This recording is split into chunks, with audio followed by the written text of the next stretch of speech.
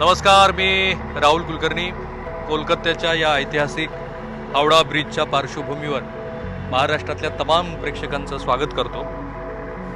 दुसऱ्या महायुद्धानंतर अतिशय निर्णायकीपणे भारत आणि बांगलादेश यांनी संयुक्तपणे पाकिस्तानचा दणदणीत पराभव केला. त्याला 50 वर्ष पूर्ण होत आहेत. तरीसुद्धा भारताचं या युद्धामध्ये नेमकं उद्दिष्ट काय होतं, नेमकी आपली धोरणं काय होती, याबद्दलचे काही प्रश्न अजूनही आपल्या मनात आहेत. भारताला पाकिस्तानचं आधीपासूनच ठरवलेलं विभाजन करायचं होतं का? भारत या युद्धामध्ये कसा आणि कधी सहभागी झाला? भारताची या युद्धामध्ये सहभागी होण्याची संरक्षणविषयक तयारी केव्हा झाली? आणि सर्वात महत्त्वाचं, भारत या रणसंग्रामामध्ये विजयी झाला, परंतु सिमला कराराच्या वेळी तहात हरला का? अशा सर्व महत्त्वाच्या प्रश्नांची उकल करण्यासाठी आपण इथून म्हणजे भारतातून या कोलकात्यामधून थेट बांगलादेशला जाणार. आणि असं करणारं ABP माझा हे देशातलं पहिलं आणि कदाचित एकमेव माध्यम असेल. यापूर्वीसुद्धा आम्ही असे ऐतिहासिक बरेच प्रयत्न महाराष्ट्रासमोर मांडलेले. सो चला माझ्याबरोबर थेट बांगलादेश.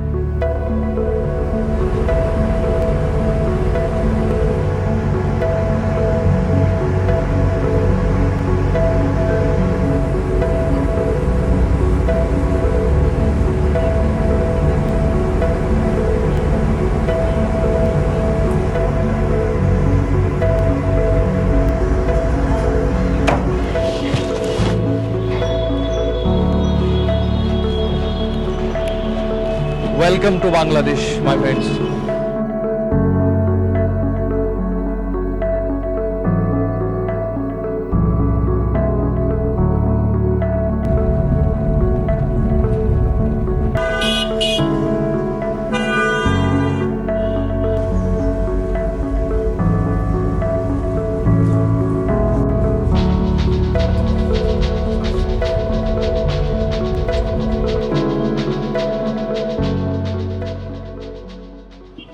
तसा विचार केला तर फाळणीमुळे तयार झालेले पाकिस्तानचे हे जे दोन भाग आहेत त्याच्यामध्ये काहीही साम्य नाही. ना त्यांची भाषा एक आहे, ना त्यांचा पेहराव एक आहे, ना त्यांचे विधी एक आहेत, ना ते सणवार एकत्रित पद्धतीने साजरे करतात. आणखी एक महत्वाची गोष्ट ती म्हणजे पश्चिम पाकिस्तानमध्ये जेवढा धार्मिक कट्टरपणा होता तेवढा तो पूर्व पाकिस्तानमध्ये नव्हता. आणि भाषा एक नसल्यामुळं ज्यावेळेला बॅरिस्टर अली जिना यांनी, की ज्यांनी फक्त एकदाच इथे या पूर्व पाकिस्तानला भेट दिली, त्यांनी ज्या वेळेला उर्दू हीच तुमची अधिकृत भाषा असेल असं सांगितलं, त्यानंतर मात्र इथलं भाषिक आंदोलन आधी पेटलं. 16 डिसेंबर 1971 हा तोच दिवस आहे ज्या दिवशी बांगलादेशनं भारताच्या मदतीनं स्वातंत्र्य मिळवलं.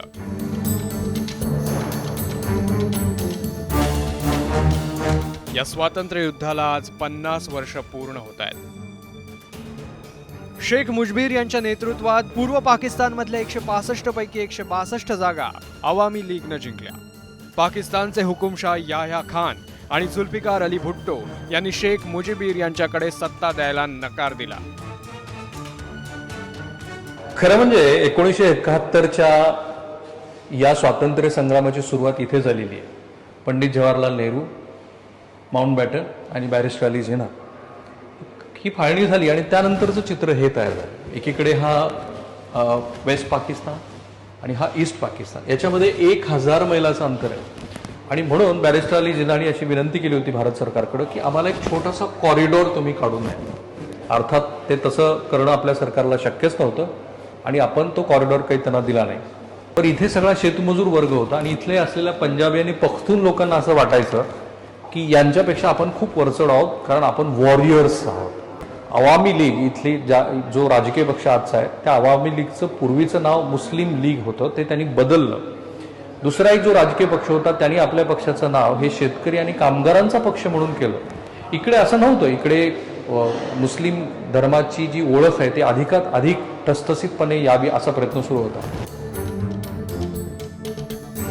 मतपेटीतून मिळालेली सत्ता न मिळाल्यानं शेख मुजीब यांच्या नेतृत्वात बंगाली मंडळींनी महात्मा गांधींसारखी सविनय कायदेभंगाची चळवळ 1970 साली सुरू केली.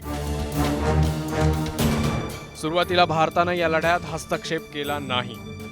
भारत तटस्थ होता. पण या सगळ्या घडामोडींवर इंदिरा गांधी बारीक लक्ष ठेवून होत्या.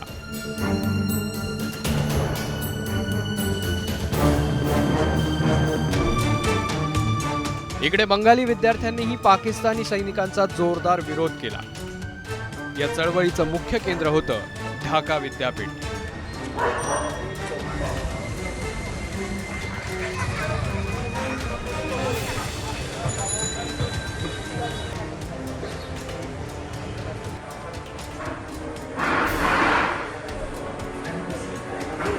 बांगलादेशच्या स्वातंत्र्य चळवळीतल्या एक महत्त्वाच्या ठिकाणी म्हणजे ढाका युनिव्हर्सिटीमध्ये मी आता उभा आहे.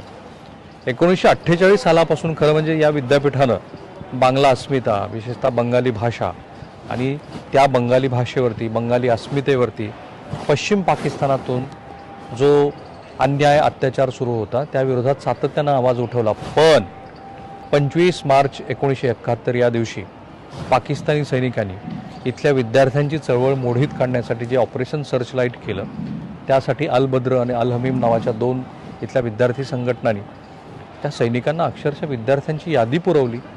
इथे जे स्कॉलर होते, जे प्राध्यापक होते, जे रिसर्चर्स होते त्यांची यादी पुरवली आणि मग 25 ते 27 या 2 दिवसामध्ये इथे अक्षरशः विद्यार्थ्यांचं, प्राध्यापकांचं हत्याकांड झालं.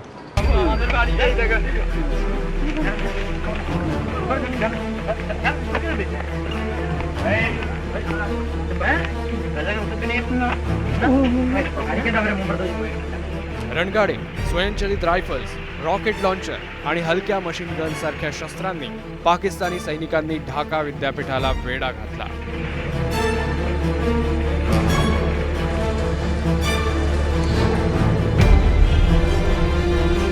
हे गर्ल्स हॉस्टेल आहे. इथे पाकिस्तानी सैनिक ऑपरेशन सर्चलाईट दरम्यान इथे आले. इथे 40 मुली होत्या. त्या 40 मुलींना फरफटत त्यांचे कपडे त्यांनी फाडले, त्यांना निर्वस्त्र केलं, त्यांना ते बराकीमध्ये घेऊन गेले आणि तिथे त्यांना नृत्य करायला भाग पाडलं. असं म्हणतात की जवळपास 300 मुलीवरती दीर्घकाळ पाकिस्तानी सैनिकांनी अन्वित अत्याचार केले. पाकिस्तानी सैनिकांच्या क्रूर मानसिकतेची ही निशाणी आहे. आपल्या समोर मुलींना नग्न करून, ढाका विद्यापीठातल्या मुलींना नग्न करून किंवा गावोगावातल्या मुलींना पळवून नेऊन ते ज्या पद्धतीचं बिभत्स कृत्य करायचे त्याची त्यांनीच बनवलेली ही ड्रॉइंग्ज आहेत. Shame on you guys. त्याच्यावरती 8 महिने बलात्कार करत होते. 300 मुलींचं या काळामध्ये अपहरण करण्यात आलं. त्यातल्या काही मुली, त्यांचे हे दुर्दैवी फोटो आहेत. यातल्या Pakistani army attack the village of Hoshiarpur म्हणजे ह्या 2-3 मुली तर अशा आहेत की ज्या परत आल्याच नाहीत. हे युद्ध संपल्यानंतर रेडक्रॉसच्या मदतीनं काही मुलींची सुटका करण्यात आली. आजही त्यातल्या काही मुली जिवंत आहेत. मानवाचं अतिउच्च घसरण म्हणतो असे सगळे प्रकार या काळामध्ये पाकिस्तानी आर्मीने केले. हे फोटोग्राफ्स बघितल्यानंतर या कोवळ्या मुलीवरती 8-8, 9-9 महिने जेव्हा बलात्कार झाले तेव्हा त्यांची मानसिकता काय असेल आपण कल्पना नाही करू शकत. एक धर्म असून सुद्धा पाकिस्तानच्या सैनिकांनी ऑपरेशन सर्चलाईट मध्ये काय अत्याचार केला त्याच्या क्रूर कहाण्या मी आता तुम्हाला सर्चलाईट सुरू झालं ते मध्यरात्रीला सुरू झालं आणि त्याची काही दृश्य इथे तुम्हाला बघायला मिळतील. रणगाडे, बंदुका, स्वयंचलित हत्यारं असं म्हणतात. याच्यामध्ये आकडे वेगवेगळे आहेत. कोण असं म्हणतं की त्या काळापासून जवळपास 30 लाख लोकांची हत्याकांड करण्यात आलं. 30 लाख लोक बंगाली मारले ते असे.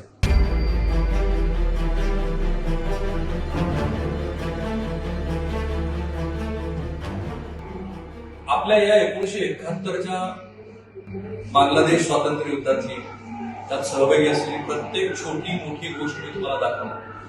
25 मार्च 1971 साली जे ऑपरेशन सर्चलाईट पाकिस्तानच्या सैनिकांनी ढाक्यामध्ये केलं ते अतिशय क्रूरपणे ढाका विद्यापीठावरती हल्ला चढवला त्यासाठी वापरलेली ही जीप आहे.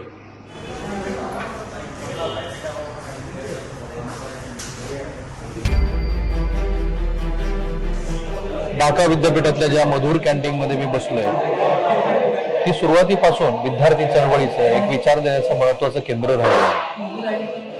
25 मार्च 1971 जे ऑपरेशन सर्च आउट केलं पाकिस्तानी सैनिकांनी, इथे असलेलं मधुसूदन डे हे जे आजही त्यांचं कुटुंब या मधुर कॅन्टीनचे मालक आहेत, त्यांची हत्या करण्यासाठी ते इथे आले.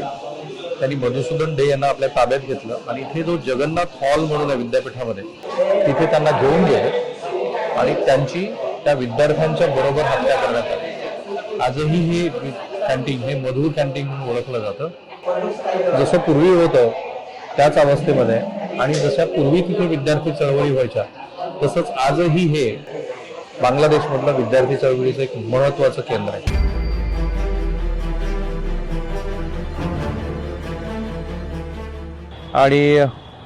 आणि मी जिथे उभा आहे तो आहे जगन्नाथ हॉल. ही ती जागा जिथे 25 मार्च या दिवशी पाकिस्तानी सैन्य घुसलं. इथं असलेले जे विद्यार्थी होते, कारण तोपर्यंत विद्यार्थ्यांना बऱ्यापैकी अंदाज आला होता की आपलं काय होऊ शकतं. बरेचसे विद्यार्थी हे हॉस्टेल सोडून निघून गेले, पण जे वाचले होते त्यांच्यावरती इथे हल्ला चढवण्यात आला. जे विद्यार्थी विशेषतः विद्यार्थी चळवळीमध्ये सक्रिय आहेत अशांना शोधून मारण्याचा प्रयत्न सुरू होता. तो हा जगन्नाथ हॉल.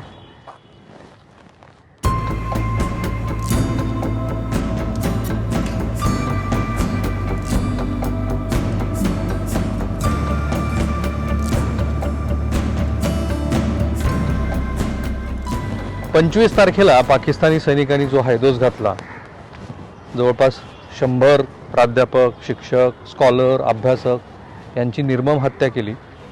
25 मार्च ते 16 डिसेंबर या काळामध्ये हजारो विद्यार्थी, नागरिक पाकिस्तानी सैनिकांनी मारले. त्यांच्या स्मरणार्थ उभारण्यात आलेलं हे स्मारक आहे. इथे तुम्हाला प्राध्यापकाची संपूर्ण यादी, विद्यार्थ्यांची यादी, त्यातल्या मोजक्या निवडक महत्त्वाच्या प्राध्यापकांची इथे तुम्हाला पुतळे दिसतील.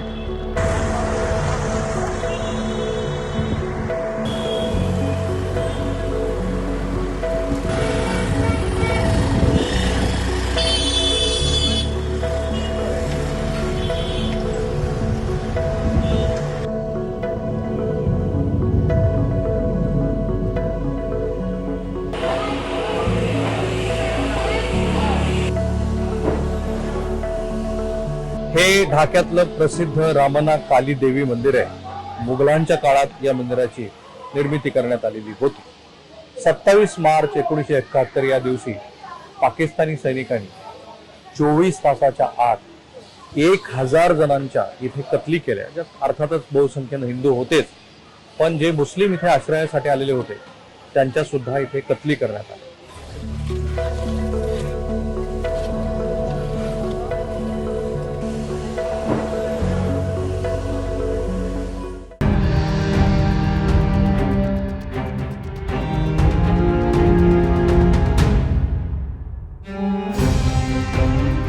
पाकिस्तानी सैनिकांच्या भयंकर अत्याचारामुळे भयभीत लाखो बंगाली नागरिक भारतात घुसखोरी करू लागले. हे निर्वासित लाखोच्या संख्येनं भारतामध्ये यायला लागले. कुठे कुठे ते आले? पश्चिम बंगालमध्ये, त्रिपुरामध्ये, मेघालयमध्ये, आसाममध्ये आणि बिहारमध्ये. आणि माझ्याकडे यादीच आहे. 98,99,0305 जवळपास 1 कोटी निर्वासित हे भारतामध्ये आले. निर्वासितांचा भार सहन होईना तेव्हा इंदिरा गांधींनी जगाला विनंती केली, परंतु रशिया वगळता कुणीही लक्ष दिलं नाही. हा नरसंहार होत असताना तथाकथित लोकशाहीवादी राष्ट्रांचं वागणं हे अतिशय बुचकाळ्यात पाडणार आहे. आता हे ज्याला ब्लड टेलिग्राम म्हणून ओळखलं जातं आणि जे कंटेम्पररी इतिहासामध्ये एक महत्वाचा दस्त म्हणून ज्याचा ओळख आहे, त्या रिचर्ड के ब्लड, की जे अमेरिकेचे ढाक्यातले दूत होते, त्यांनी लिहिलेलं हे त्यांनी पाठवलेले टेलिग्राम आहेत ज्यांना ब्लड टेलिग्राम म्हणून ओळखलं जातं. याच्यामध्ये त्यांनी लिहिलंय की इथे अतिशय वाईट पद्धतीनं नरसंहार सुरू आहे. आम्ही हे बघतोय की जे काही सुरू आहे त्याच्यामध्ये हजारो लाखो जणांचे बळी जात आहेत, महिलांवरती अत्याचार होत आहे, परंतु अमेरिकेनं काही लक्ष दिलं नाही.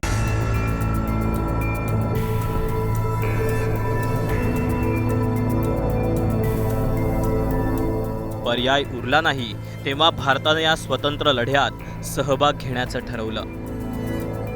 याया खान आणि जुल्फिकार अली भुट्टो यांना अमेरिका आणि चीन मदत करेल ही आशा होती. त्याचवेळी याया खान यांनी 3 डिसेंबर 1971 या दिवशी भारतावर हल्ला चढवला.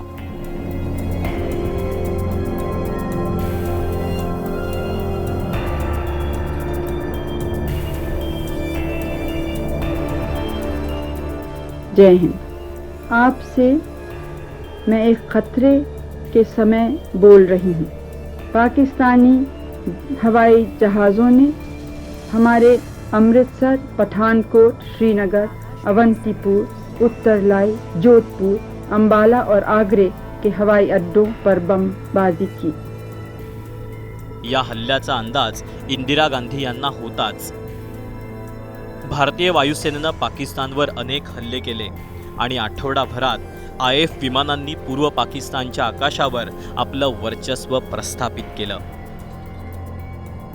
नेव्हीमधून विक्रांतसारख्या मोठ्या जहाजासारखे ज्याच्या विमान आहेत ते 200 किलोमीटरचा टेहाळणी करतात. त्याच्यासाठी विक्रांतला अगोदर तिकडे 1 महिना 2 महिने पाठवलं होतं. त्यांच्या कोणत्याही जहाजाला येऊ द्यायचं नाही, त्यांच्या सबमरीनला येऊ द्यायचं नाही. प्लस मोठी जबाबदारी त्या मिसाईल बोटला घेऊन जायची. You could see the flames from 40 kilometres. पूर्ण आकाश लाल झालं होतं. बघा 8:20 बंबार्डिंग सुरू झाली आमची. त्यांच्यावर जे मिसाईल्स होत्या लेटेस्ट होत्या, त्यांनी पूर्ण कराचीला जाळून टाकलं. भारताच्या 3ही दलानं पराक्रमाची शर्थ केली. युद्धकाळात इंदिरा गांधींनी केलेला रशिया भारत मैत्री करार हा कामी आला. पश्चिम आघाडीवर राजस्थान, पंजाब, काश्मीर या भागातून भारतीय पायदळानं पाकिस्तानच्या सीमेच्या आत खोलवर मुसंडी मारली. 3 डिसेंबरला रात्री 12 वाजता आम्ही शिरलो. मी पहिल्यांदा शिरलो ते नैनाकोट, पाकिस्तान. आज शिरलो त्यावेळेला लक्षात आलं रात्री आता मी पाकिस्तानच्या जमिनीवर पाय टेकला आहे. हरार कलान, हरार खुर्द मध्ये एवढी फिअर्स बॅटल झाली रात्री. आम्ही रात्री त्या ह्याच्यामध्ये हँड टू हँड फायटिंग झालं. त्यावेळेला सकाळी आम्ही उठलो तर त्यावेळेला अक्षरशः खाली मोडद्यावर पाय ठेवून आम्हाला त्या ठिकाणी जावं लागलं. म्हणजे त्या बॅटलमध्ये हरार कलान हुडने इतका डॅमेज झाला, इतका मोठा, की ते त्यानंतर घाबरून 8-10 किलोमीटर एनिमी पाठीमागे सरकला. त्यावेळी आम्ही तालबेट म्हणून एक छोटं गाव आहे, तिथं आमचं पोस्टिंग होतं साहेबांचं. आणि ह्यांना ऑर्डर आली की बाबा तुम्हाला मूव्ह करायचंय बॅटरी. मग ह्यांची ट्रेन सगळी भरली आणि मग आता फॅमिलीला काय करायचं, पाठवायचं इकडं वापिस. माझ्या वडिलांना यांनी बोलवून घेतलं आणि बबिना स्टेशनवर अपोजिट साईडला 2 ट्रेन उभ्या होत्या. एक पुढे जाणारी आणि एक इकडं साऊथला येणारी. साऊथला येणाऱ्या ट्रेनमध्ये मी, माझी फॅमिली होती आणि नॉर्थला जाणाऱ्या ह्याच्यामध्ये मिस्टर होते. हा. आणि मग ते ट्रेन सुटली, आमची अगोदर सुटली. ट्रेन सुटेपर्यंत मी खूप आवरलं स्वतःला. आणि ट्रेन सुटल्यानंतर म्हणजे ह्यांना दाखवलं नाही आणि मग माझं मन मी अश्रूद्वारे मोकळं केलं. पूर्व आघाडीवर भारताची नौसेना INS विक्रांत तैनात होती. विक्रांतवरून उड्डाण करत वैमानिकांनी कॉक्स बाजार, चिटगाव, खैराना या भागात पाकिस्तानी सैनिकावर हल्ले चढवले. 5 नद्यांनी वेढलेल्या ठाक्यात पाकिस्तानी सैनिक होते. त्यांचा पराभव करायची भारतीय फौजेवर जबाबदारी होती.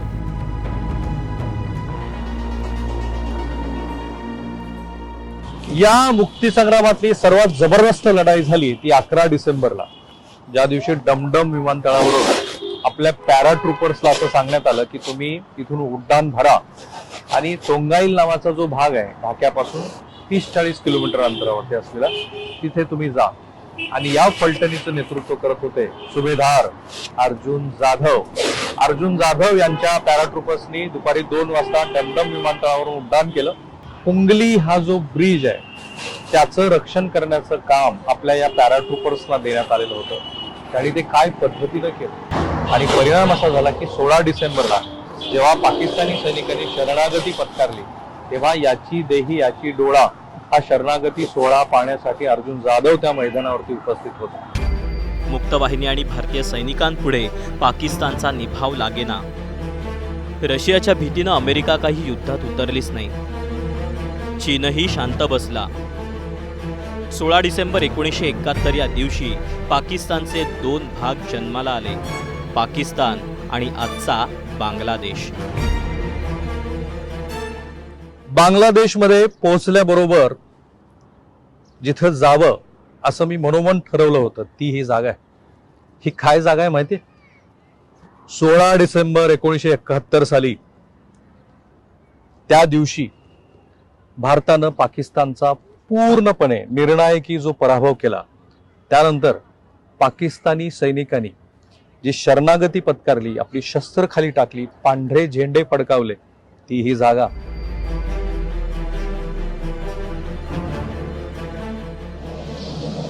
याला म्हणतात इतिहासाची आठवण ठेवणं. भारतीय सैनिकांनी दुसऱ्या महायुद्धानंतर पाकिस्तानचा जो निर्णायकी पराभव केला आणि जी शरणागती पत्करावी लागली, त्याची अशी जागोजागी ज्या मैदानावरती, तेव्हाच ते रेसकोर्स मैदान, जी शरणागती झाली त्याचे इथे मोठे मोठे कटआउट्स काढून लावले. हे बघा, 11 डिसेंबर 1971. हा काय मोठा भीम पराक्रम आणि काय इतिहासाचं जतन करून ठेवलेलं आहे. ही सही करायला जात असताना त्यांना पेन दिली जनरल अरोरानी, जनरल नियाजीला पेन दिलेली आहे, तिथे माईक ठेवलेला आहे आणि खाली प्रत्यक्षामध्ये इथे सही त्यांनी केली.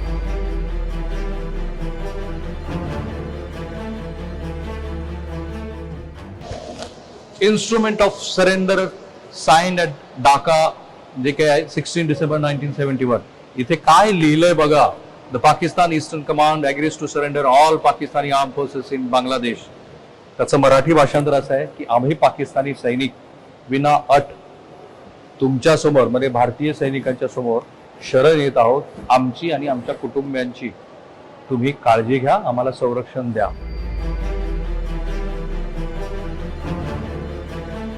16 डिसेंबर 1971 साली जनरल अरोरा यांच्यासमोर जनरल नियाजी यांनी जी शरणागती पत्कारली, ज्या टेबलवर हा सोहळा झाला, तो हा टेबल.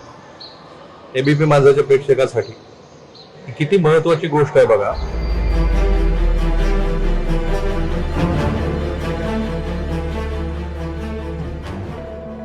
भारताच्या या उपकाराची बांगलादेशी नागरिकांना जाण आहे.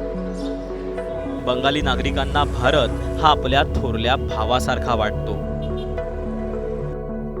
We remember we are very grateful to India, and our people also are very grateful to Indian people. Actually मैं जितना देखा टीवी पे, मैं 1 घंटा की एक प्रोग्राम देखा था.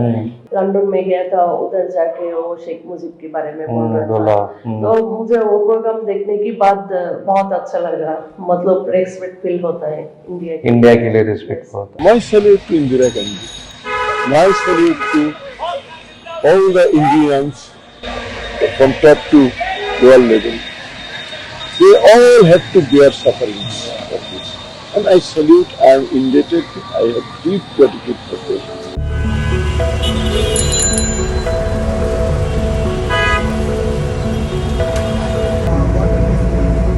आजचा बांगलादेश प्रगतीच्या मार्गावर आहे. इथल्या गारमेंट व्यवसायाचा जगभरात डंका आहे.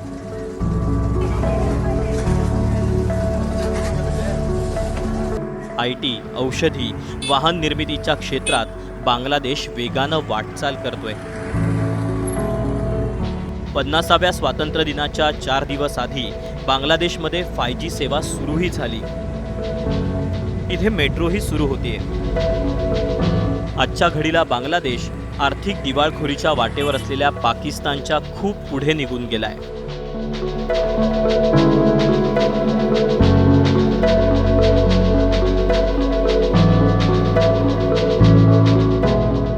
राहुल कुलकर्णी, ABP माझा, ढाका, बांगलादेश.